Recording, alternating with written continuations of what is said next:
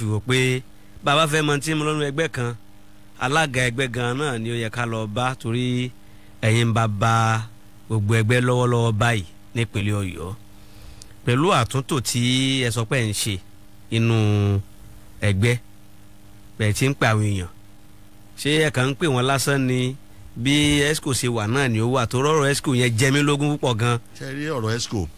àwọn tó dé kí wá ni ó jẹ tiwọn. ṣe rí ọ̀rọ̀ esco. wọ́n dìbò yàn wọ́n ni tabasi dìbò yàn ní esco wọ́n á gbé lọ sí national working committee wọ́n á approve ẹ̀ national working committee ti approve ẹ̀ ṣe é sìn for the next 2 or 3 years àwọn esco yìí ó parí iṣẹ́ wọn. ok.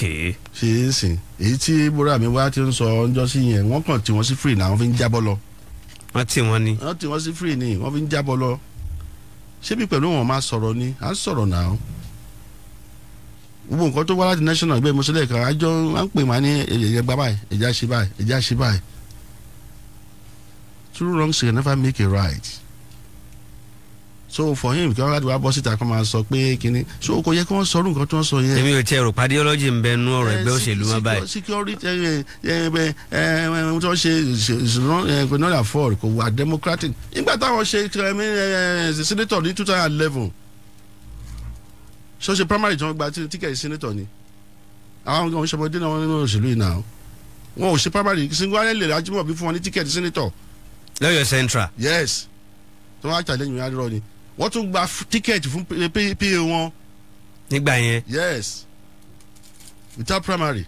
ṣe ló wá jẹ́ yín o sọ pé wọ́n ti ṣẹgbẹ́ bíi méje láàrin ọdún mẹ́ẹ̀ẹ́dógún. àdéhùn truth mi ò parọ́ mọ́ náà within 15 good years ẹgbẹ́ méje. ní sẹ́nitọ́ Ayọ Adéseun ṣe. wọ́n challenge mi náà. kí ni a fẹ́ máa sọ ń bẹ̀ bẹ̀ tí mi ò fẹ́ sọ̀rọ̀ sí lọ sí ìyá yẹn.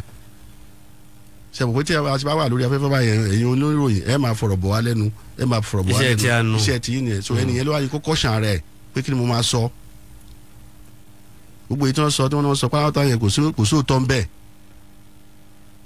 so àwọn national working committee tó ti approve yẹn kẹ́nìbọ̀dì tó lè dissolve any school national working committee must be there Mr. President must be there Mr. Vice President must be there all former governors must be there all the current state governor of the APC must be there. Ǹjẹ́ òun máa ráyè pé àwọn ojókòó lórí pé ṣé Ọ̀yọ́ state wọ́n máa dá ṣe. irú Ọ̀yọ́ state tá a ṣe wà ní tẹ́ẹ̀ ní gọ́fúnà ńkọ́. You know me, we don't have a governor, yes. But all the other state APC governors, they were there. Former governors, they were there. Tó bá jẹ́ pé former governor wa with due respect wọ́n náà bá ń fọ̀rọ̀ kọ́ gami tó bá mi láyé ni wọ́n wà lára àwọn national working committee. So wọ́n á sọ pé issue wà ní Ọ̀yọ́ state o torí issue Ọ̀yọ́ state láfi pé gbogbo wa níbo ni president.